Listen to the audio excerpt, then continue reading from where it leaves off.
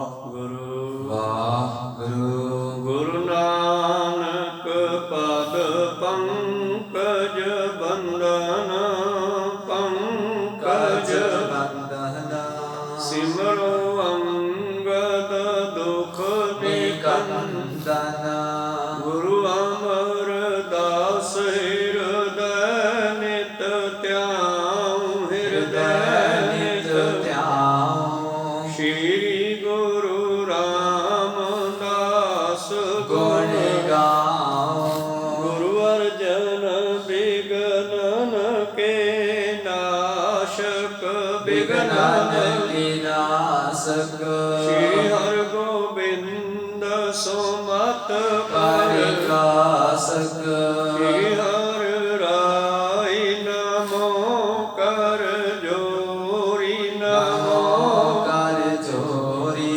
ਸ਼੍ਰੀ ਹਰਿ ਕ੍ਰਿਸ਼ਨ ਮਨਾਉ ਬਹੋਰੀ ਗੁਰੂ ਤੇਗ ਬਹਾਦਰ ਪਰਮ ਕਿਰਪਾਲਾ ਪਰਮ ਪਰਮ ਕਿਰਪਾਲਾ ਸ਼੍ਰੀ ਗੁਰੂ ਗੋਬਿੰਦ ਸਿੰਘ ਵਿਸਾਲਾ ਤਰੋ ਤਰਾ ਪਰ ਪੁਨ ਪੁਨ ਸੀਸਾ ਪੁਨ ਪੁਨ ਸੀਸਾ ਮੰਦੋ ਬਾਰ ਬਾਰ ਜਗਦੀਸਾ ਏਕ ਓੰਕਾਰ ਸਤਿਗੁਰੂ ਤੇ ਪ੍ਰਸਾਦ ਸਚ ਹੋਏ ਵਾਹਿਗੁਰੂ ਜੀ ਕੀ ਫਤਿਹ ਹੈ ਵਿਘਨ ਵਿਨਾਸ਼ਨ ਸੋਏ ਵਾਹਿਗੁਰੂ ਜੀ ਕੀ ਫਤਿਹ ਹੈ ਵਿਘਨ ਵਿਨਾਸ਼ਨ ਸੋਏ ਦੋਹਰਾ ਸਕਲ ਸੈਲਪਤ ਮੇਲ ਕਰ ਤੀਰਥ ਮੇਲੇ ਮਾਹੇ ਦਾਨ ਮਹਾਨ ਇਸ਼ਨਾਨ ਤਨ ਬਹੁਤ ਠਾਨ ਚਿਤ ਲਾਹੇ ਵਾਹਿਗੁਰੂ ਜੀ ਕਾ ਖਾਲਸਾ ਵਾਹਿਗੁਰੂ ਜੀ ਕੀ ਫਤਿਹ।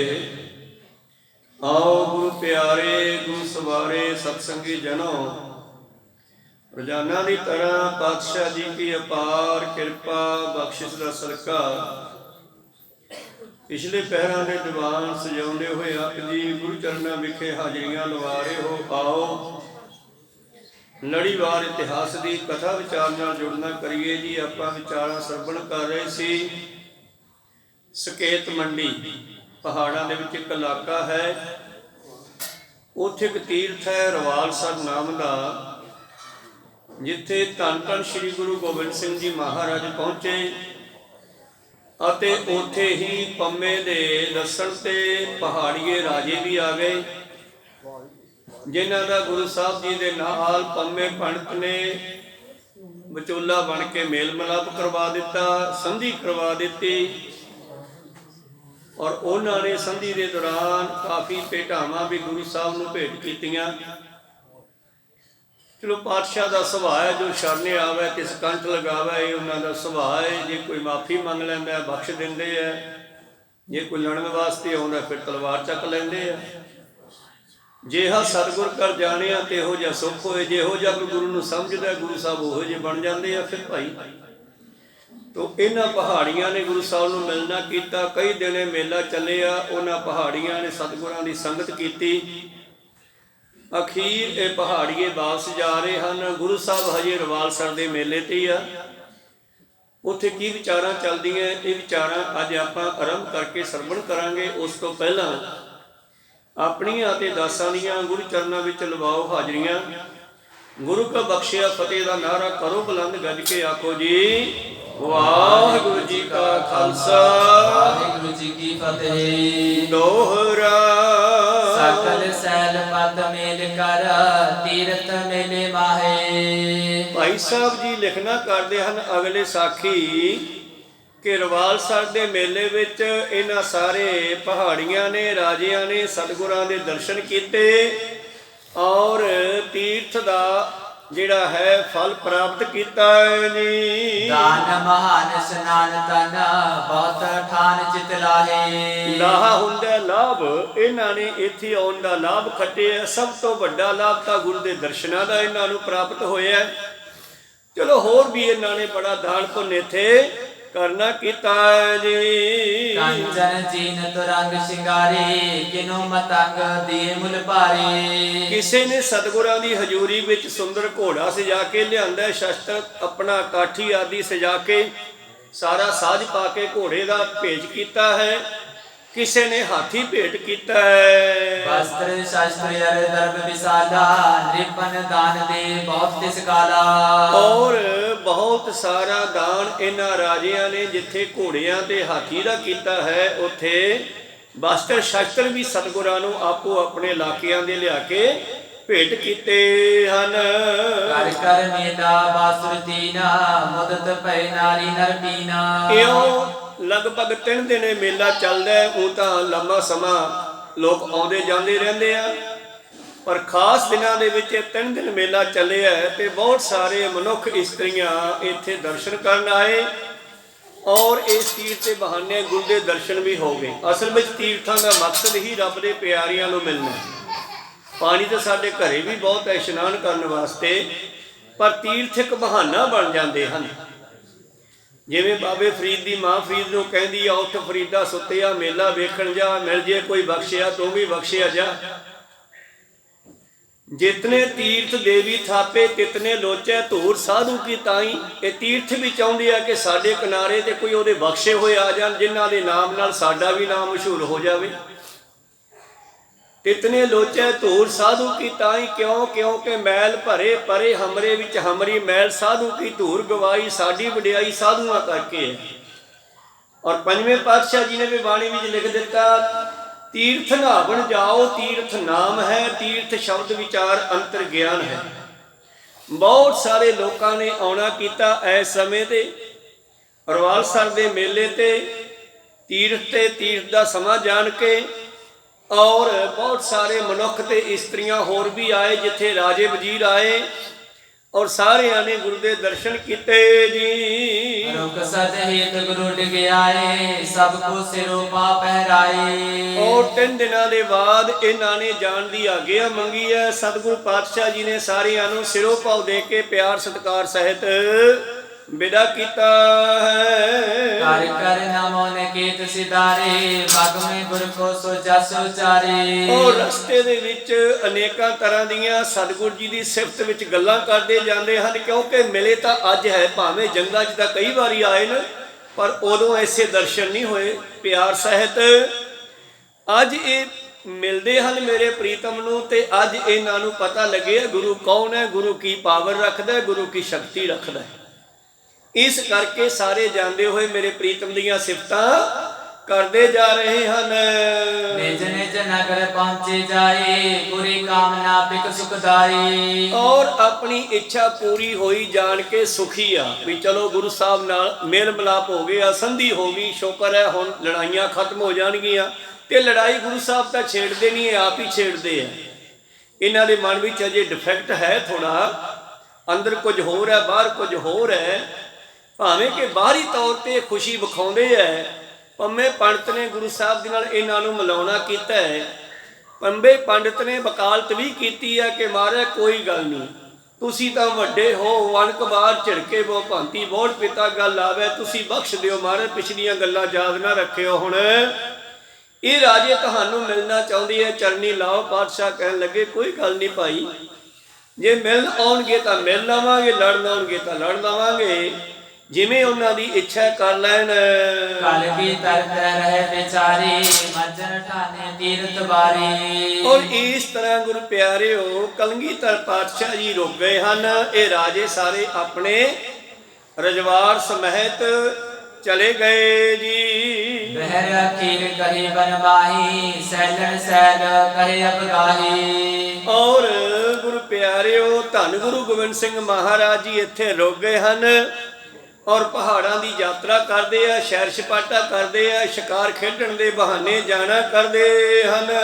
ਜਾਤ ਨੇਕ ਤਰੋਵਰ ਠਾਡੇ ਗਲ ਫਲ ਸੰਕਲ ਛਾਇਆ ਗਾਡੇ। ਔਰ ਅਨੇਕਾਂ ਤਰ੍ਹਾਂ ਦੇ ਦਰਖਤ ਇਹਨਾਂ ਪਹਾੜੀ ਇਲਾਕਿਆਂ ਵਿੱਚ ਦੇਖਣਾ ਕਰਦੇ ਆ, ਠੰਡੀ ਛਾਂ ਉਹਨਾਂ ਦਰਖਤਾਂ ਦੀ ਜੋ ਫਲਾਂ ਦੇ ਨਾਲ, ਫੁੱਲਾਂ ਦੇ ਨਾਲ, ਪੱਤਿਆਂ ਦੇ ਨਾਲ ਲੱਦੇ ਹਨ। ਚੜ ਕਰ ਦੂਰ ਸੁਚੇਤਾ ਕਰਹੇ ਨੈ ਸਤਲ ਸੈਲਨ ਪਰ ਫਿਰਹੇ। ਔਰ ਦੂਰ ਦੂਰ ਤੱਕ ਜਾਣਾ ਕਰਦੇ ਆ। ਸੁਚੇਤਾ ਕਹਿੰਦੇ ਆ 5 ਇਸ਼ਨਾਨਾਂ ਕਰਨ ਦੂਰ ਦੂਰ ਤੱਕ ਘੁੰਮਦੇ ਹੈ। ਜਿੱਥੇ ਪਾਣੀ ਆਉਂਦਾ ਹੈ, ਵਗਦੀਆਂ ਹੋਈਆਂ ਨਦੀਆਂ ਛੋਟੀਆਂ ਛੋਟੀਆਂ 22 ਧਾਰਾਂ ਇਹਨਾਂ ਪਹਾੜਾਂ ਦੇ ਵਿੱਚ ਵੱਜਦੀਆਂ। ਔਰ ਇੱਕ ਧਾਰ ਦਾ ਇੱਕ ਰਾਜਾ ਹੁੰਦਾ ਸੀਗਾ ਗੁਰੂ ਪਿਆਰਿਓ। ਔਰ ਜਿੱਥੇ ਪਾਤਸ਼ਾਹ ਜੀ ਪਾਣੀ ਜਲ ਠੰਡਾ ਵਗਦਾ ਵੇਖਦੇ ਆ, ਉੱਥੇ 5 ਇਸ਼ਨਾਨਾਂ ਵੀ ਕਰ ਲੈਂਦੇ ਹਨ। ਇੱਕ ਦਿਨ ਦੂਰ ਗਏ ਜਗ ਸੁਆਮੀ, ਸੈਲ ਬਲੋਕਤ ਉਰਦਗਾਮੀ। ਇੱਕ ਦਿਨ ਮੇਰੇ ਪ੍ਰੀਤਮ ਜੀ ਜਿਉਂ ਸ਼ਿਕਾਰ ਖੇਡਣ ਦੇ ਬਹਾਨੇ ਨਿਕਲੇ, ਪਹਾੜਾਂ ਨੂੰ ਦੇਖਦੇ ਦੇਖਦੇ ਦੇਖਦੇ ਕਾਫੀ ਦੂਰ ਨਿਕਲ ਗਏ ਜੀ। ਮਾਲਵੀ ਪਰਬਤ ਕੋ ਨਾਮੋ, ਸ਼ਿਖਰ ਚਲੇ ਤਿਸ ਲਖ ਬਰਾਮੋ। ਔਰ ਅੱਗੇ ਇੱਕ ਬਹੁਤ ਉੱਚਾ ਪਹਾੜ ਆ ਗਿਆ ਜਿਸ ਦਾ ਨਾਮ ਹੈ ਮਾਲਵੀਆ। ਸਰਬ ਸੰਗ ਤੇ ਬਰਜ ਹਟਾਏ, ਤੇਰੇ ਰੌਣਕ ਸਿਮਰ ਸਿਦਾਏ। ਔਰ ਆਪਣੇ ਸੰਗੀਆਂ ਸਾਥੀਆਂ ਨੂੰ ਜਿਹੜਾ ਬਹੁਤਾ ਪਿੱਛੇ ਕੱਟ ਸੀ, ਉਹਨਾਂ ਨੂੰ ਕਹਿ ਦਿੱਤਾ ਕਿ ਤੁਸੀਂ ਇਸ ਪਹਾੜ ਉੱਤੇ ਨਹੀਂ ਚੜਨਾ, ਤੁਸੀਂ ਜਾਂ ਤਾਂ ਵਾਪਸ ਆਪਣੇ ਤੰਬੂਆਂ ਵਿੱਚ ਚਲੇ ਜਾਓ ਤੇ ਜਾਂ ਘਰ ਚਲੇ ਜਾਓ ਜੀ। ਪੰਜ ਸਿੰਘ ਨਿਜ ਸਾਥ ਮਿਲਾਹੇ, ਜਿਨ ਕੀ ਨਾਮ ਸੁਨੋ ਹਰਿ ਖਾਏ। ਪੰਜਾਂ ਸਿੰਘਾਂ ਨੂੰ ਸਤਿਗੁਰੂ ਪਾਤਸ਼ਾਹ ਜੀ ਆਪਣੇ ਨਾਲ ਉਸ ਪਹਾੜੀ ਤੇ ਲੈ ਗਏ ਹਨ।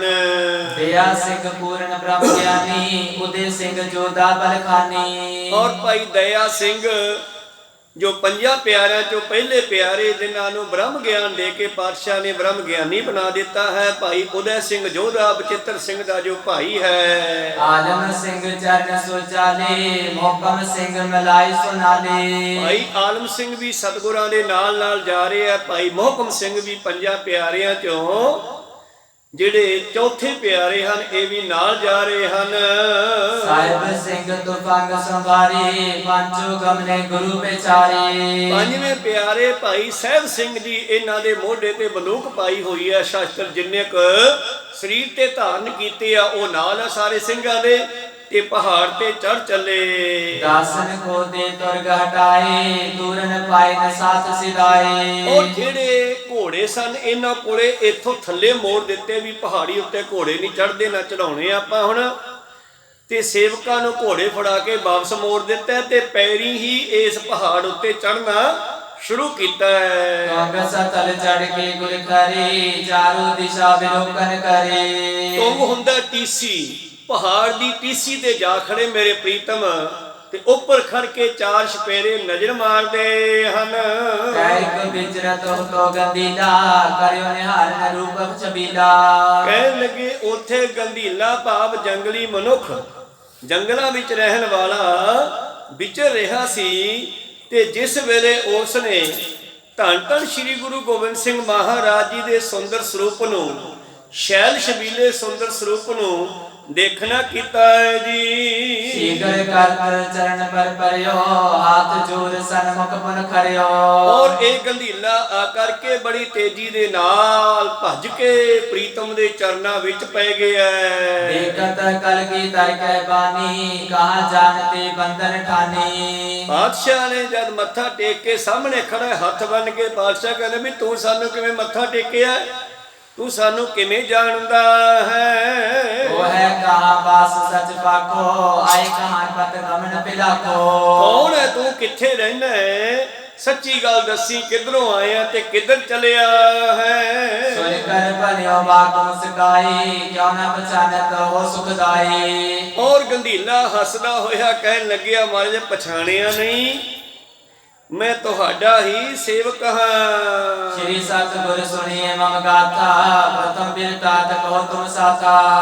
ਕਹਿਣ ਲੱਗਿਆ ਮੈਂ ਆਪਣਾ ਪਿਛਲਾ ਜਿਹੜਾ ਹੈ ਬਿਰਤਾਂਤ, ਮੇਰੀ ਹੱਡ ਬੀਤੀ ਤੁਹਾਨੂੰ ਦੱਸਣੀ ਕਰਦਾ ਹਾਂ। ਮੈਂ ਨੀਵੋ ਕਾ ਨੰਦਨ ਪਿਆਰੋ, ਜਗ ਰਿਵਾਲ ਨਾਮ ਮੁਝ ਭਾਰੋ। ਮਹਾਰਾਜ ਮੇਰਾ ਨਾਮ ਹੀ ਰਿਵਾਲ ਹੈ, ਮੈਂ ਰੇਵਾ ਦਾ ਪੁੱਤਰ ਹਾਂ। ਇਮ ਮਾਤਾ ਭਾਗਿ ਉਪਦੇਸ਼ੋ, ਹੈ ਸੁਤ ਤਪ ਕੋ ਤਪੋ ਵਿਸ਼ੇਸ਼ੋ। ਔਰ ਇਹ ਰਵਾਲ ਸਰ ਨਾਮ ਵੀ ਉਹਦੇ ਨਾਮ ਤੇ ਹੀ ਪਿਆ ਹੋਇਆ ਇਹਨਾਂ ਦੇ।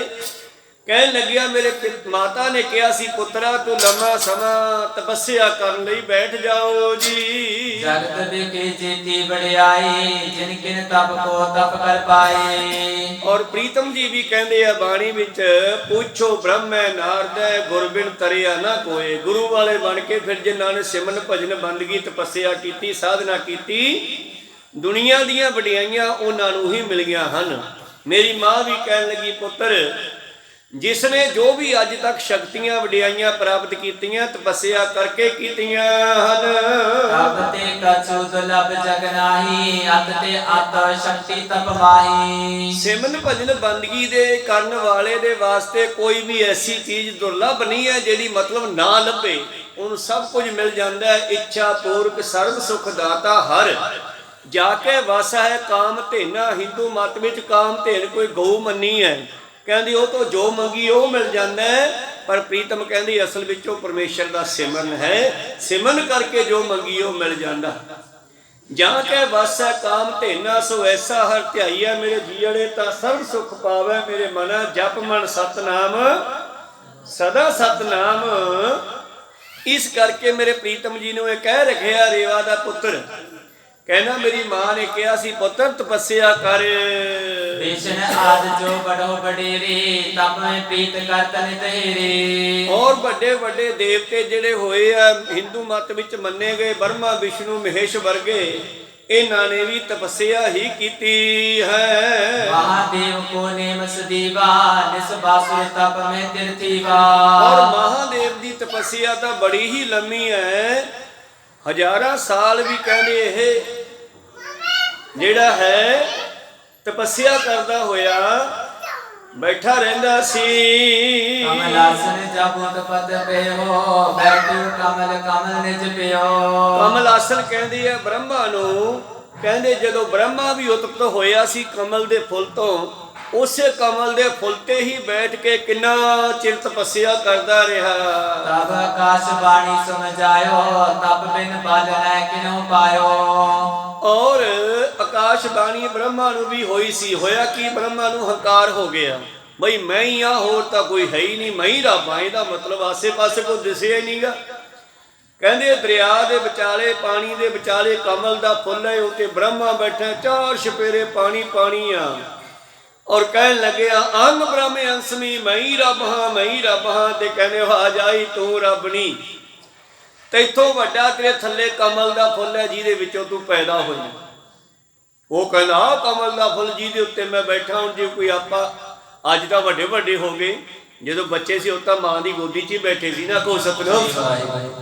ਤੇ ਬ੍ਰਹਮੇ ਨੇ ਜੋ ਕਮਲ ਤੋਂ ਜਨਮ ਲਿਆ ਤੇ ਕਹਿੰਦਾ ਆਹ ਕਮਲ, ਇਹ ਤਾਂ ਮੇਰੀ ਇੱਕ ਲੱਤ ਨਹੀਂ ਝੱਲ ਸਕਦਾ, ਮੈਂ ਦੇਖਦਾ ਲੱਤ ਮਾਰ ਕੇ।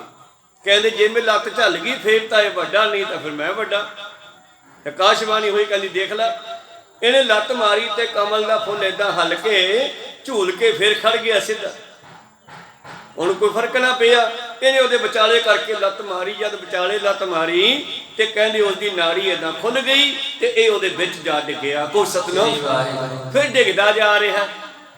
ਡਿੱਗਦਾ ਹੋਇਆ ਬੰਦਾ ਕਹਿੰਦਾ ਬਚਾਓ ਬਚਾਓ, ਤੇ ਇਹ ਵੀ ਕਹਿੰਦਾ ਬਚਾਓ ਬਚਾਓ। ਤੇ ਫਿਰ ਆਵਾਜ਼ ਆਈ ਵੀ ਹੁਣ ਕਿਹਨੂੰ ਕਹਿਣਾ ਬਚਾਓ?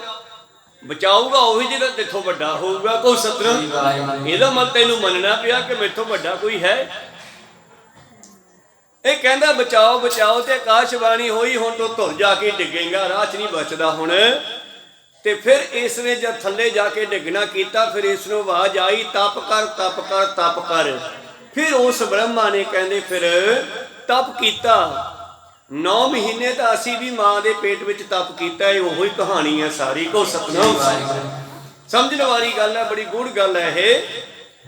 ਤਾਂ ਫਿਰ 9 ਮਹੀਨੇ ਅਸੀਂ ਮਾਂ ਦੇ ਉਦਰ ਵਿੱਚ ਤਪੱਸਿਆ ਕਰਦੇ ਹਾਂ। ਇਸ ਗੱਲ ਨੂੰ 5ਵੇਂ ਪਾਤਸ਼ਾਹ ਜੀ ਬਾਣੀ 'ਚ ਲਿਖਦੇ ਹੈ, ਮਾਤ ਗਰਭ ਮਹਿ ਆਪਨ ਸਿਮਰਨ ਦੇ, ਤਹਿ ਤੁਮ ਰਾਖਨ ਹਾਰੇ, ਪਾਵਕ ਸਾਗਰ ਥਾ ਲਹਿਰ ਮੈਂ ਤਾਰੋ ਤਾਰ ਨਹਾਰੀ।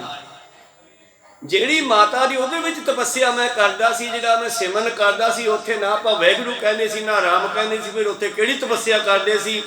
ਉਹੀ ਨਿਰੱਖਰ ਹੈ, ਉਹੀ ਅੱਖਰਾਂ ਤੋਂ ਰਹਿਤ ਸਿਮਰਨ ਹੈ। ਚੱਕਰ ਚਿਹਨੇ ਔਰ ਵਰਨ ਜਾਤੀ ਔਰ ਪਾਤ ਰਹਿਣ ਦੀ ਅੱਖਰਾਂ ਦੇ ਤਾਂ ਆਕਾਰ ਬਣ ਗਈ। ਉਹ ਨਿਰੰਕਾਰ ਕਿਹਾ ਉਸ ਨੂੰ, ਉਹੀ ਨਿਰਾਕਾਰ ਸੀਗਾ। ਕੋ ਸਤਨਾਮ।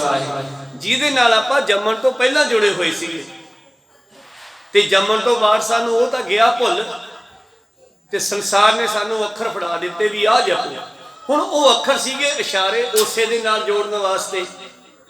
ਜੇ ਵਾਹਿਗੁਰੂ ਕਹੀਏ ਤੇ ਇਹਦਾ ਦੂਜਾ ਅਰਥ ਪਵਨ ਗੁਰੂ ਕਰ ਦਈਏ ਤਾਂ ਬਰਾਬਰ ਹੈ। ਕੋ ਸਤਨਾਮ। ਰਾਮ ਕਹੀਏ ਤਾਂ ਰਮਿਆ ਹੋਇਆ ਕਹਿ ਦਈਏ, ਸਾਡੇ ਸ਼ਬਦ ਦੇ ਵਿੱਚ ਰਮਿਆ ਹੋਇਆ। ਪੈਰ ਦੇ ਗੂਠੇ ਤੋਂ ਲੈ ਕੇ ਸਿਰ ਦੀ ਚੋਟੀ ਤੱਕ, ਜੂੜੇ ਤੱਕ। ਜੇ ਗੋਬਿੰਦ ਕਹੀਏ ਤੇ ਗੋ ਸ੍ਰਿਸ਼ਟੀ ਨੂੰ ਕਹਿੰਦੇ ਐ। ਬਿੰਦ ਤੋਂ ਆਪਾਂ ਬਣੇ ਆ, ਜਿਸ ਬਿੰਦ ਤੋਂ ਇਹ ਸ੍ਰਿਸ਼ਟੀ ਬਣੀ ਹੈ, ਇਹ ਦੋਨੇ ਜੋੜ ਕੇ ਹੀ ਗੋਬਿੰਦ ਬਣਦਾ ਹੈ। ਕੋ ਸਤਿਨਾਮ। ਜੇ ਅੱਲਾਹ ਕਹੀਏ ਤੇ ਅੱਲਾਹ ਜਿਹੜਾ ਹੁੰਦਾ ਬੜਾ ਕੋਮਲ ਜਿਹਾ ਹੁੰਦਾ ਹੈ। ਆ ਹਵਾ ਹੀ ਬੜੀ ਅੱਲੀ ਹੈ, ਜਿੱਦਣ ਮਰਜੀ ਮੁੱਕੀ ਮਾਰ ਲਓ ਸੌਖੀ ਵੱਜ ਜਾਂਦੀ ਹੈ। ਕੋ ਸਤਿਨਾਮ। ਭਾਵ ਇਹ ਜਿਹੜਾ ਪਵਨ ਸਾਡੇ ਸਵਾਸ ਚੱਲ ਰਿਹਾ ਨਾ, ਇਹਦੇ ਵਿੱਚ ਹੀ ਉਹ ਰਮਿਆ ਹੋਇਆ, ਉਸੇ ਦਾ ਨਾਮ ਸਤਿਗੁਰਾਂ ਨੇ ਵਾਹਿਗੁਰੂ ਦੱਸਣਾ ਕੀਤਾ। ਗੁਰੂ ਪਿਆਰਿਓ, ਪਰ ਮਨੁੱਖ ਨੇ ਅੱਖਰਾਂ ਤੋਂ ਫੜ ਕੇ ਫਿਰ ਅੱਗੇ ਜਾਣ ਦੀ ਕੋਸ਼ਿਸ਼ ਨਹੀਂ ਕੀਤੀ। ਸਰਗੁਣ ਨਾਲ ਜੁੜ ਗਿਆ, ਫਿਰ ਨਿਰਗੁਣ ਨੂੰ ਨਹੀਂ ਲੱਭਿਆਗਾ। ਇਸ ਕਰਕੇ ਜਿਨ੍ਹਾਂ ਨੇ ਫਿਰ ਜਪ ਜਪ ਕੇ ਉਹ ਨਿਰਗੁਣ ਦੇ ਨਾਲ ਮਿਲਣਾ ਕੀਤਾ, ਫਿਰ ਹਰ ਕਾ ਸੇਵਕ ਸੋ ਹਰ ਜਿਹਾ ਹੋ ਗਏ। ਮੇਰੇ ਪ੍ਰੀਤਮ ਜੀ ਕਹਿ ਰਹੇ ਸੀਗੇ, ਇਸ ਤਰ੍ਹਾਂ ਉਹ ਆਕਾਸ਼ ਬਾਣੀ ਜਿਹੜੀ ਬ੍ਰਹਮਾ ਨੂੰ ਹੋਈ, ਫਿਰ ਤਪ ਕਰ ਫਿਰ ਉਹਨੇ ਤਪੱਸਿਆ ਕੀਤੀ, ਫਿਰ ਉਹਦਾ ਜਨਮ ਵੀ ਹੋਇਆ। ਆਪਾਂ ਸਾਰੇ ਬ੍ਰਹਮਾ ਹੀ ਆ, ਆਪਣੇ ਵਿੱਚ ਹੀ ਸਭ ਦੇ ਵਿਸ਼ਨੂੰ ਵੀ ਹੈ, ਆਪਣੇ ਵਿੱਚ ਹੀ ਮਹਾਦੇਵ ਵੀ ਹੈ। ਬਾਣੀ ਚ ਪੜ੍ਹਨੇ ਤੇ ਬਾਣੀ ਚ ਪੜ੍ਹ ਲਓ। ਇਸ ਕਾਇਆ ਅੰਦਰ ਸਭ ਕੁਛ ਵਸੈ, ਖੰਡ ਮੰਡਲ ਪਾਤਾਲਾ। ਇਸ ਕਾਇਆ ਅੰਦਰ ਬ੍ਰਹਮਾ ਵਿਸ਼ਨ ਮਹੇਸ਼ ਵਸੈ, ਜੋ ਸਭ ਨਾ ਕਰੇ ਪ੍ਰਤਪਾਲਾ। 33 ਕਰੋੜ ਦੇਵਤਾ ਤੁਹਾਡੇ ਰੋਮ ਰੋਮ ਚ ਹੀ ਵਸਦਾ। ਕੋ ਸਤਿਨਾਮ। ਜਿਹਨੂੰ ਮਰਜੀ ਪ੍ਰਗਟ ਕਰ ਲਓ, ਤੁਹਾਡੇ ਅੰਦਰ ਹੀ ਆ। ਜੇ ਪਰਮੇਸ਼ਰ ਨਾਲ ਜੁੜ ਜਾਓ ਤੇ ਫਿਰ ਇਹ ਸਾਰੇ ਹੀ ਸਾਡੇ ਨੌਕਰ ਬਣ ਜਾਣਗੇ, ਸੇਵਾ ਕਰਨਗੇ ਸਾਡੀ। ਕੋ ਸਤਿਨਾਮ। ਪ੍ਰੀਤਮ ਜੀ ਕਹਿੰਦੇ ਆ ਨਾ, ਧਰਮ ਰਾਏ ਐਸੇ ਚਵੈ ਕੀਤੋ ਭਵਨ ਪਨੀਤ। ਫਿਰ ਮਨੋਬਿਰਤੀਆਂ ਉੱਥੇ ਰੱਖੀਏ। ਆਕਾਸ਼ਬਾਣ ਹੋਈ, ਫਿਰ ਉਸ ਬ੍ਰਹਮਾ ਨੇ ਕਿੰਨੇ ਸਾਲ ਤਪੱਸਿਆ ਕੀਤੀ, ਫਿਰ ਉਸ ਦਾ ਜਨਮ ਹੋਇਆ, ਫਿਰ ਉਹ ਦੁਨੀਆ ਨੂੰ ਸਾਜਣ ਲੱਗਿਆ। ਜਿਵੇਂ ਤੁਸੀਂ ਆਪਣੇ ਤੋਂ ਆਪਣੇ ਧੀਆਂ ਪੁੱਤਰਾਂ ਨੂੰ ਪੈਦਾ ਕੀਤਾ, ਏਦਾਂ ਹੀ। ਕੋ ਸਤਿਨਾਮ। ਇਹਦਾ ਮਤਲਬ ਬ੍ਰਹਮਾ ਸਾਡੇ ਸਭ ਦੇ ਅੰਦਰ ਹੀ ਬੈਠਾ ਨਾ, ਹੋਰ ਕੋਈ ਕਿਧਰੇ ਉਹ ਫੈਕਟਰੀ ਲਾ ਕੇ ਤਾਂ ਬੈਠਾ ਨਹੀਂਗਾ ਬੱਚੇ ਬਣਾਉਣ ਦੀ। ਸਾਡੇ ਸਭ ਦੇ ਅੰਦਰ ਹੀ ਪਰਮੇਸ਼ਰ ਨੇ ਸੈਟਿੰਗ ਕੀਤੀ ਹੈ। ਕੋ ਸਤਿਨਾਮ। ਜੋ ਬ੍ਰਹਮੰਡੇ ਸੋਈ ਪਿੰਡੇ, ਜੋ ਖੋਜੈ ਸੋ ਪਾਵੈ। ਪੀਪਾ ਪ੍ਰਣਵੈ ਪਰਮ ਤਤੈ, ਸਤਿਗੁਰ ਹੋਏ ਲਿਖਾਵੈ। ਤਬ ਆਕਾਸ਼ ਬਾਣੀ ਸਮਝਾਇਓ, ਤਪ ਬਿਨ ਬਲ ਨੇ ਕਿਨਹੂ ਪਾਇਓ। ਉਹ ਬ੍ਰਹਮਾ ਵੀ ਤਾਕਤ ਭਾਲਦਾ ਸੀ, ਉਹਨੂੰ ਵੀ ਹੁਕਮ ਹੋਇਆ ਪਹਿਲਾਂ ਤਪੱਸਿਆ ਕਰ, ਫਿਰ ਤਾਕਤ ਮਿਲੂਗੀ। ਤਾਂ ਉਹ ਤਪੱਸਿਆ ਕਰਕੇ ਫਿਰ ਤਾਕਤ ਪ੍ਰਾਪਤ ਕਰਦਾ ਹੈ ਦੁਨੀਆ ਨੂੰ ਬਣਾਉਣ ਦੀ। ਸਾਖਤ ਵਿਸਾਲ ਚਾਹੇ ਜੇ ਪਾਏ, ਤਪ ਕਰੀਏ ਚਿਰ ਲਗ ਸਬਦਾਏ। ਕਿ ਤੁਸੀਂ ਵੀ ਸੁਣ ਲਓ ਤੇ ਮੈਂ ਵੀ ਸੁਣ ਲਵਾਂ ਬਈ, ਜੇ ਸ਼ਕਤੀ ਚਾਹੁੰਦੇ ਹੋ ਤੇ ਤਪੱਸਿਆ ਕਰੋ। ਵਾਹ ਗੁਰੂ ਵਾਹ ਗੁਰੂ ਵਾਹ ਗੁਰੂ ਵਾਹ ਗੁਰੂ ਵਾਹ ਗੁਰੂ ਵਾਹ ਗੁਰੂ ਵਾਹ ਗੁਰੂ ਵਾਹ। ਪਾਤਸ਼ਾਹ ਜੀ ਕਹਿੰਦੇ, ਇਸ ਦਾ ਸਿਮਰਨ ਕਰੋ, ਉਚਾਰਨ ਕਰੋ ਤੇ ਇਸ ਵਾਹਿਗੁਰੂ ਨੂੰ ਜਾਣਨਾ ਕਰੋ। ਕਬੀਰ ਸਾਹਿਬ ਨੇ ਬਾਹਲਾ ਖੋਲ ਕੇ ਲਿਖਿਆ ਆਪਣੀ ਬਾਣੀ ਦੇ ਵਿੱਚ। ਕਬੀਰ ਸਾਹਿਬ ਦੀ ਬਾਣੀ ਨੂੰ ਵਿਚਾਰੀਏ ਜੇ ਤਾਂ ਉਹਨਾਂ ਦੀ 33 ਗੌੜੀ ਆਪਣਾ 52 ਅੱਖਰੀ ਵਿਚਾਰੀਏ ਤੇ 52 ਅੱਖਰੀ ਬਾਣੀ ਦੇ ਪਹਿਲਾ ਸ਼ਬਦ ਹੈ 52 ਅੱਖਰ ਲੋਕ ਤ੍ਰੈ, ਸਭ ਕਿਛ ਇਨਹੀ ਮਾਹੇ। ਸੰਸਕ੍ਰਿਤ ਦੇ 52 ਅੱਖਰ ਹੁੰਦੇ ਸੀਗੇ। ਤਿੰਨਾਂ ਲੋਕਾਂ ਦੇ ਨਾਮ ਸੰਸਕ੍ਰਿਤ ਵਿੱਚ 52 ਅੱਖਰਾਂ 'ਚ ਲਿਖੇ ਜਾ ਸਕਦੇ ਆ। ਸਾਡਾ ਪੰਜਾਬ ਦਾ ਸਭ ਕੁਝ ਪੰਜਾਬੀ ਦੇ 26 ਆਪਣਾ 35 ਅੱਖਰਾਂ ਵਿੱਚ ਲਿਖਿਆ ਜਾ ਸਕਦਾ। ਅੰਗਰੇਜ਼ੀ ਦੇ 26 ਹੁੰਦੇ ਆ। 35 ਅੱਖਰਾਂ ਵਿੱਚ ਪੰਜਾਬੀ ਦਾ, ਪੰਜਾਬ ਦਾ ਸਭ ਕੁਝ ਲਿਖਿਆ ਜਾ ਸਕਦਾ। ਇੱਕ ਤਾਂ ਅਰਥ ਇਹਦਾ ਇਹ ਬਣ ਗਿਆ। ਦੂਸਰਾ ਅਰਥ 52 ਅੱਖਰ ਲੋਕ ਤ੍ਰੈ, 52 ਦੇ ਵਿੱਚ ਤਿੰਨੇ ਲੋਕ ਵਸੇ ਹੋਏ ਆ। ਕਿਹੜੇ 52? 29 ਹੱਥਾਂ ਪੈਰਾਂ ਦੇ ਤੇ 32 ਦੰਦ। 32 ਤੇ 20 52। ਕੋਈ ਪੈਰਾਂ ਨਾਲ ਤੀਰਥ ਯਾਤਰਾ ਤੇ ਭੱਜ ਦੌੜ ਤੇ ਲੱਗੇ ਹੈ, ਕੋਈ ਹੱਥਾਂ ਨਾਲ ਧੰਦਿਆਂ 'ਚ ਫਸਿਆ ਹੈ, ਕੋਈ ਇਹਨਾਂ 32 ਦੰਦਾਂ ਭਾਵ ਜੀਭ ਦੇ ਸਵਾਦਾਂ ਵਿੱਚ ਫਸਿਆ ਹੋਇਆ ਹੈ। ਸਾਰੀ ਦੁਨੀਆ ਇਹਨਾਂ ਤਿੰਨਾਂ ਗੁਣਾਂ 'ਚ ਹੀ ਫਸੀ ਹੋਈ ਹੈ। 52 ਅੱਖਰ ਲੋਕ ਤੈ, ਸਭ ਕੁਛ ਇਨਹੀ ਮਾਹੇ। ਇਹ ਅੱਖਰ ਖਿਰ ਜਾਣਗੇ, ਇਹ ਅੱਖਰ ਤਾਂ ਝੜ ਜਾਣਗੇ। ਬੰਦਾ ਮਰ ਜਾਂਦਾ ਹੈ, ਫਿਰ ਅਸੀਂ ਫੁੱਲ ਚੁੱਕਣ ਜਾਂਦੇ ਹਾਂ ਸੰਸਕਾਰ ਤੋਂ ਬਾਅਦ। ਉਹ ਕੀ ਚੁੱਕਦੇ ਹੋ? ਆਹੀ ਹੁੰਦੀਆਂ ਉਂਗਲਾਂ ਜੀਆਂ, ਪੈਰਾਂ ਹੱਥਾਂ ਦੀਆਂ ਤੇ ਦੰਦ ਜੇ ਬਚੀਆਂ ਖੁਚੀਆਂ ਹੱਡੀਆਂ ਜੀਆਂ। ਕੋ ਸਤਿਨਾਮ। ਇਹੀ ਚੁੱਕਦੇ ਨੇ, ਇੱਥੇ ਝੜ ਜਾਣਗੇ। ਕਹਿੰਦੇ ਓਏ ਅੱਖਰ ਇਹ ਪਰਮੇਸ਼ਰ ਨਹੀਂ ਹੈਗਾ, ਭਾਵ ਸਰੀਰਾਂ ਨਾਲ ਨਹੀਂ ਜੁੜਨਾਗਾ। ਉਹ ਨਿਰੱਖਰ ਨੂੰ ਲੱਭਣ ਦੀ ਮੈਂ ਗੱਲ ਕਰਦਾ ਇਸ 52 ਅੱਖਰੀ ਦੇ ਪਹਿਲੇ ਸ਼ਬਦ ਚੋਂ। ਤਾਂ ਕਹਿੰਦੇ ਸਾਰੀ ਦੁਨੀਆ ਸਰੀਰਾਂ ਨਾਲ ਜੁੜੀ ਹੋਈ ਹੈ, ਪਰ ਉਹ ਸਰੀਰ ਨਹੀਂ ਹੈ। ਓਏ ਅੱਖਰ, ਪਹਿਲਿਆਂ ਨੂੰ ਅੱਖਰ ਕਹਾਂਗੇ, ਮੁੜ ਕੇ ਅੱਖਰ ਕਹਾਂਗੇ। ਭਾਵ ਜਿਹੜਾ ਕਦੇ ਖੁਰਦਾ ਨਹੀਂ, ਖਤਮ ਨਹੀਂ ਹੁੰਦਾ, ਖਰਦਾ ਨਹੀਂ, ਗਲਦਾ ਨਹੀਂ। ਮਤਲਬ ये अक्षर खिर जाएंगे वो अखर इनमें ना है। हुण साडे विच बोलदा है पर मरन वेले अग विच पाउण तो पहला निकल जाता है। कोई सतनाम ਇਹਦਾ मतलब मरदा नहीं ना, वो निकल जाता है, शरीर रह जाता है, शरीर चा के आप संस्कार कर दिंने आ। वो अखर इनमें ना है, इन्हां दे विचे रहिंदा होया ये नहीं हैगा, इन्हां दे विचे रहिंदा होया ये नहीं हैगा। आपे कंडा तोल तराजी, आपे तोलनहारा, आपे देखै, आपे बूझै, आपे है बनजारा, अंधला नीच जात परदेसी, खिन आवे तिल जावे, ताकि संगत नानक रहिंदा क्यों कर मूड़ा पावे। ओ नानक जी दा अपना कोई नक नहीं।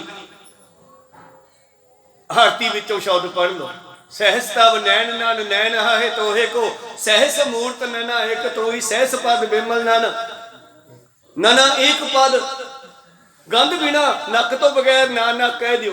पहले पातशाह का नाम नानक रखा गया। को सतनाम उन्होंने यह नाम भी इशारा करता उस परमेश्वर दे वल जिहदा अपनी कोई बाडी नहीं है, शरीर नहीं है। गंध बिना सहस तब गंध, नक तो बगैर हजारां नक्कां दी खुशबू तू ही लेना, क्योंकि ओहदा आप दा कोई नक ही नहीं, कोई शरीर ही नहीं, पर यह शरीर के सारे अंगां नूं वरतन वाला वो है। इव चलत मोही सब मैं जोत जोत है सोए, तिसदै चानण सब मैं चानण होए, गुरसाखी जोत प्रगट होए।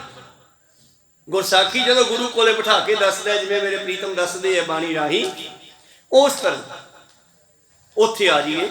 52 अक्षर लोक त्रै, सब किछ इन्हीं माहे, ई अखर खिल जाएंगे वो अखर इनमें ना है। जह बोलता अक्षर आवा, मूँह दे विचों बोलदे आ ते अखर बन रहे हैं। जह अबोलता मन ना रहावा, जिथे नहीं बोलिया जाता उत्थे मन टिकदा नहीं, चुप नहीं करता, चुपे चुप ना होवे जे लाए रहा देवतार। अखां अबोल है, वेख लैंदियां पर दस नहीं सकदियां। कोई दसन का काम जीव नूं दिता होया, दसदी जीव है, बोलदी जीव है, अखां अबोल है। कबीर साहब ने कितना सीधा इशारा किया, पर असी हजे तक नहीं पढ़िया। पता नहीं जिंदगी में किन्ने सहज पाठ से खंड पाठ से रौला लातियां होणगियां। कोई सतनाम विचारिया कदे भी नहीं आपा, ना सुनने वाले ने ना करने वाले ने। कोई सतनाम प्रीतम जी कहते बोल अबोल मद है सोई, दोनों के विचाले रहता। बोल अबोल मद है सोई, जस वो है तस लख है ना कोई, जिथे वो रहिंदा उत्थे कोई वेखदा ही नहीं। कोई सतनाम ये बाणी नूं विचारन दी लोड़ है। चक्कर चिहनी और वर्ण जाति और पात नाहन जेहे, गुरु गोबिंद सिंह जी ने पहले शब्द विच ही जाप साहब दे स्पष्ट कह दिता। ओदा कोई चक्कर चेह रंग रूप रेख पेख नहीं है, ओदी जात पात भी नहीं है। हवा की केड़ी जात है, पंडित भी वो तो सह लैंदा है, और गुरु प्यारिओ चमेयार भी चो लैंदा, सुनेहार भी चो लैंदा। ये हवा जिहड़ी है, अग जिहड़ी है, पानी जिहड़ा, इन्हां तिन्नां दी कोई जात नहीं है। कोई सतनाम सारियां वास्ते परमेश्वर ने बनाए है तिन्ने जने, और ये तिन्ने ही ब्रह्मा विष्णु महेश्वरी है। ये भी गल अगे जान लो, क्योंकि देवतियां कोले शरीर नहीं हैगा, ना पानी कोले शरीर है, ना अग दे कोले शरीर है, ना हवा कोल शरीर है। ये तिन्ने ब्रह्मा विष्णु महेश है। पानी ब्रह्मा का रूप है, पानी तो आपां सारे बनते हाँ, और विष्णु हवा का रूप है। सवास ही सानू पालदा है, जिते सवास बंद हो गया उदे काले पीले जो हो जाएंगे। को सतनाम और अग्नि जिहड़ी है सब नूं एक कर दिंदी है। जब किसी दुकान दे विच बहुत सारा रंग बिरंगा समान पिया हो जाता है, तो जब अग लग जाती है उत्थे सारे ही एक मिक हो जाते हैं। ना उत्थे डब्बे अड दिसदे है, ना कोई होर वस्तुआं, सारियां एक मिल जांदियां। अग दा सुभाअ है, ओहदा काम की है, सब नूं लै कर देना। को सतनाम अपने विच मिला लेना, ओहदा एक काम है। मेरे प्रीतम जी कहंदे मनोवृत्तियां उत्थे लै चलीए। 52 अक्षर लोक त्रै सब किछ इन्हीं माहे, ये अखर खिन जाएंगे ओए अखर इनमें नाहे। जह बोलता अक्षर आवा, जह अबोलता मन न रहावा। बोल अबोल मद है सोई, जस ओ है जिथे वो रहिंदा है, तस लखे ना कोई, उत्थे कोई वेखदा ही नहीं गा। कितने शब्द गुरबाणी विच इहो जे चोटां करन वाले जदों पढ़दे हां ते लूह कंडे खड़े हो जांदे है। कक्का किरण कमल मैं पावा, अखां दीयां किरणां नूं, अख दी जोत नूं ਕਮਲ ਆਪਣੀ ਬੁੱਧੀ ਦਿਮਾਗ ਵਿੱਚ ਲੈ ਜਾ। ਅੱਖ ਤੇ ਬੁੱਧੀ ਅਲੱਗ-ਅਲੱਗ ਹੈ। ਅੱਖ ਵੇਖ ਲੈਂਦੀ ਆ ਪਰ ਬੁੱਧੀ ਨਹੀਂ ਵਰਤਦਾ। ਜਿੱਥੇ ਬੰਦਾ ਉੱਥੇ ਧੋਖਾ ਖਾ ਜਾਂਦਾ ਹੈ। ਜਿੱਥੇ ਅੱਖ ਤੇ ਬੁੱਧੀ ਜੁੜ ਜਾਵੇ ਉੱਥੇ ਧੋਖਾ ਨਹੀਂ ਖਾਂਦਾ ਕੋਈ ਸਤਿਨਾਮ। ਜੀਵ ਤੇ ਹਿਰਦਾ ਅੱਡੋ ਅੱਡ ਹੈ। ਜੀਵ ਜਾਪ ਕਰ ਰਹੀ ਆ ਪਰ ਹਿਰਦਾ ਨਾਲ ਜੁੜਿਆ ਨਹੀਂ। ਜਦੋਂ ਜੀਵ ਤੇ ਹਿਰਦਾ ਜੁੜ ਗਿਆ ਫਿਰ ਜਾਪ ਪੂਰਾ ਹੋਣਾ ਕੋਈ ਸਤਿਨਾਮ। ਮੇਰੇ ਪ੍ਰੀਤਮ ਜੀ ਕਹਿੰਦੇ ਹਨ ਇਸ ਤਰ੍ਹਾਂ ਗੁਰੂ ਪਿਆਰਿਓ ਇਹੋ ਜਿਹੇ ਬੇਅੰਤ ਹੀ ਸ਼ਬਦ ਹਨ। ਆਪੇ ਕੰਡਾ ਤੋਲ ਤਰਾਜੀ, ਇਹ ਵੀ ਮਨੁੱਖ ਦੇ ਵਿੱਚ ਲਿਖਿਆ ਹੋਇਆ ਹੈ ਕਿ ਇਹਦੇ ਵਿੱਚ ਹੀ ਬੈਠਾ ਹੈ। ਸਰੀਰ ਕੰਡਾ ਹੈ, ਹਿਰਦਾ ਛਾਬਾ ਹੈ ਔਰ ਦਿਮਾਗ ਦੇ ਵਿੱਚ ਬੈਠਾ ਜੱਜਮੈਂਟ ਕਰਦਾ ਹੈ।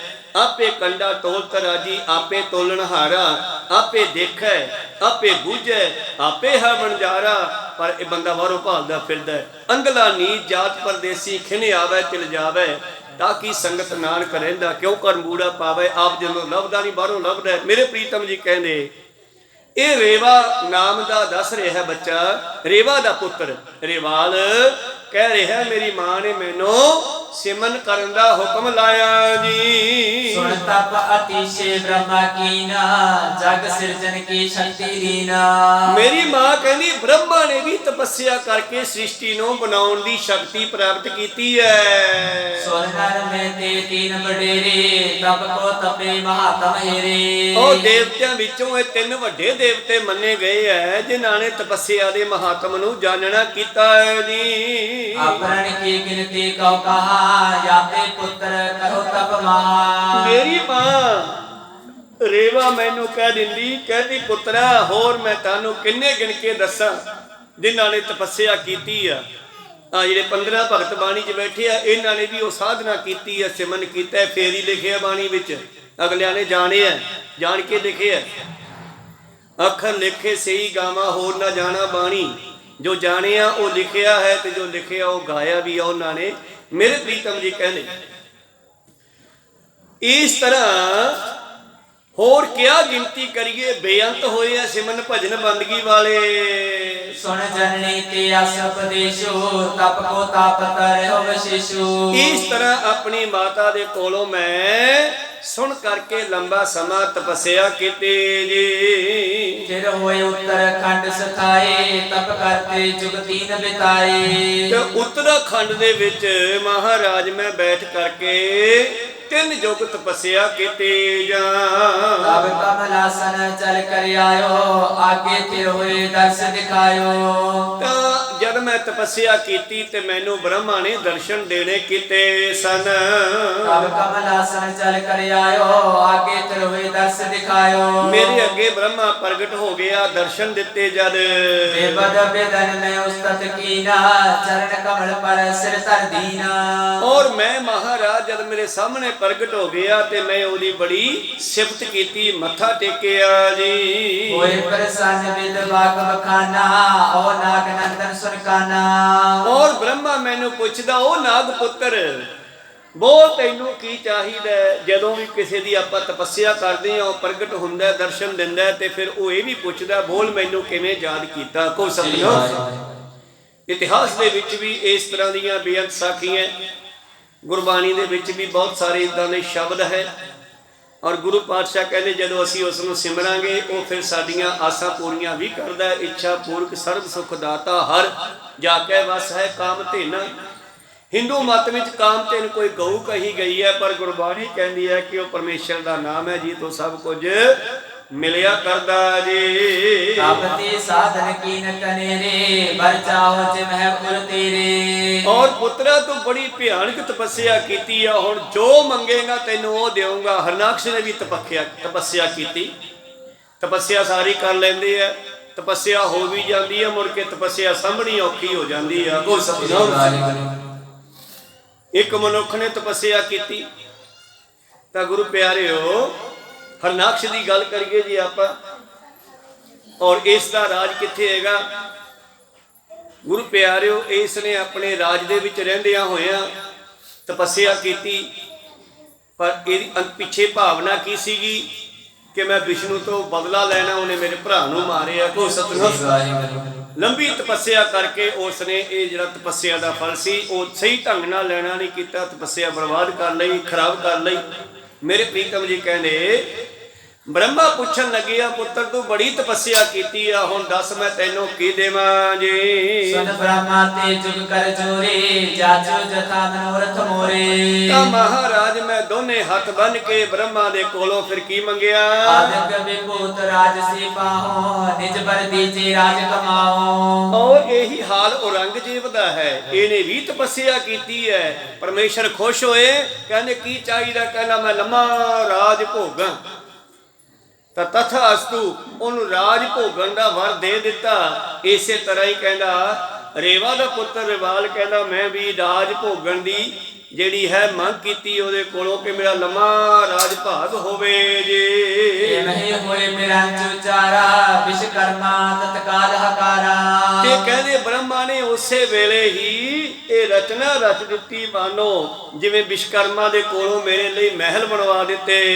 ਮੰਡਪ ਨਗਰ ਕਰਾਵਨ ਕਰਿਓ ਅਬ ਮੰਡੀ ਤੇ ਨਾਮ ਉਚਰਿਓ। ਔਰ ਮੰਡਪ ਕਹਿੰਦੇ ਆ ਮਹਿਲ ਨੂੰ ਤੇ ਮੰਡਪ ਤੋਂ ਹੀ ਮੰਡੀ ਸ਼ਬਦ ਪੈ ਗਿਆ ਜਿਹਨੂੰ ਅਸੀਂ ਸਕੇਤ ਮੰਡੀ ਕਹਿੰਦੇ ਆ। ਉੱਥੇ 10ਵੇਂ ਪਾਤਸ਼ਾਹ ਜੀ ਕਾਫੀ ਸਮਾਂ ਰਹੇ ਆ ਉਸ ਇਲਾਕੇ ਦੇ ਵਿੱਚ। ਸਕੇਤ ਮੰਡੀ ਦਾ ਰਾਜਾ ਸਤਿਗੁਰਾਂ ਦਾ ਅਨੰਨ ਪਿਆਰਾ ਸੇਵਕ ਬਣ ਗਿਆ ਸੀ ਉਸ ਵੇਲੇ ਵੀ।